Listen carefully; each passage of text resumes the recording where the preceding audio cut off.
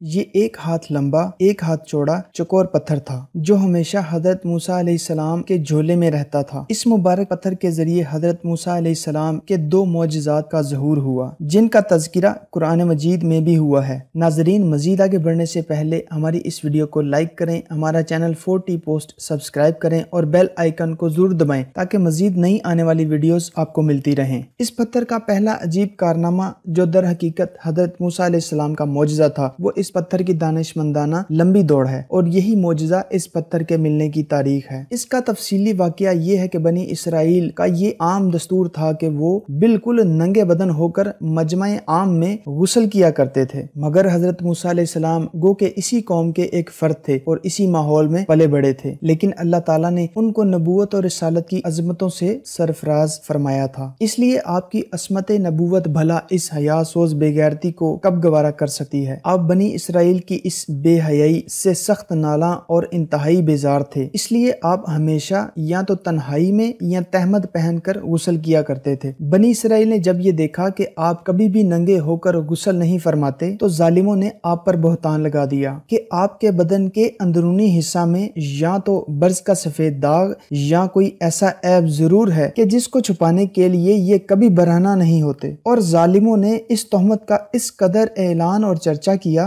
کہ ہر کوچہ و بازار میں اس کا پروپیگنڈا پھیل گیا۔ اس مکروہ تہمت کی شورش کا حضرت موسیٰ علیہ السلام کے قلب نازک پر بڑا صدمہ اور رنج گزرا اور آپ بڑی کوفت اور اذیت میں پڑ گئے۔ تو خداوند قدوس اپنے مقدس کلیم کے رنج و غم کو بھلا کیسے گوارا فرماتا اور اپنے ایک برگزیدہ رسول پر ایک عیب کی تہمت بھلا خالق عالم کو کب اور کیوں کر اور کس طرح پسند ہو سکتی تھی؟ اللہ تعالیٰ نے آپ کی برات اور بے عیبی ظاہر کر دینے کا ایسا ذریعہ پیدا فرمایا کہ ہر دم زدن میں بنی اسرائیل کے پروپیگنڈا اور ان کے شکوک و شبہات کے بادل چھٹ گئے، اور آپ کی برات اور بے عیبی کا سورج آفتاب عالم تاب سے زیادہ روشن و آشکار ہو گیا۔ اور وہ یوں ہوا کہ ایک دن آپ غسل کے لیے تشریف لے گئے اور یہ دیکھ کر کہ یہاں پر دور دور تک کسی انسان کا نام و نشان نہیں، آپ اپنے تمام کپڑوں کو ایک پتھر پر رکھ کر بالکل برہنہ بدن ہو کر غسل فرمانے لگے۔ غسل کے بعد جب آپ لباس پہننے کے لیے پتھر کے پاس پہنچے تو کیا دیکھا کہ وہ پتھر آپ کے کپڑوں کو لیے ہوئے سرپٹ بھاگا جا رہا ہے۔ یہ دیکھ کر حضرت موسیٰ علیہ السلام بھی اس پتھر کے پیچھے پیچھے دوڑنے لگے کہ صوبی حجر یعنی اے پتھر میرا کپڑا، اے پتھر میرا کپڑا،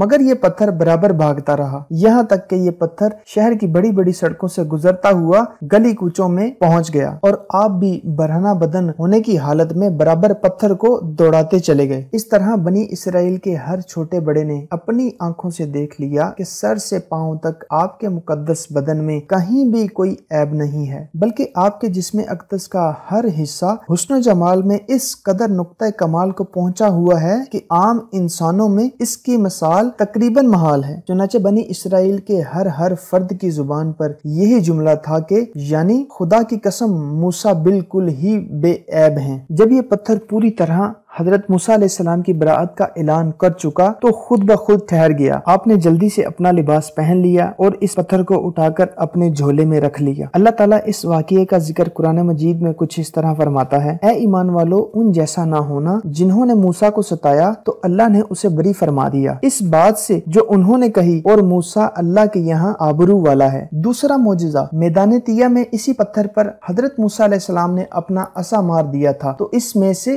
12 چشمے جاری ہو گئے تھے جس کے پانی کو 40 برس تک بنی اسرائیل میدان طیہ میں استعمال کرتے رہے۔ قرآن مجید میں سورہ بقرہ کی آیت نمبر 60 میں جس پتھر کا ذکر ہے وہ یہی پتھر ہے۔ ناظرین، ہماری ویڈیو پسند آئی ہو تو کمنٹ باکس میں اپنی رائے سے ضرور آگاہ کریں اور ہمارا چینل ضرور سبسکرائب کریں۔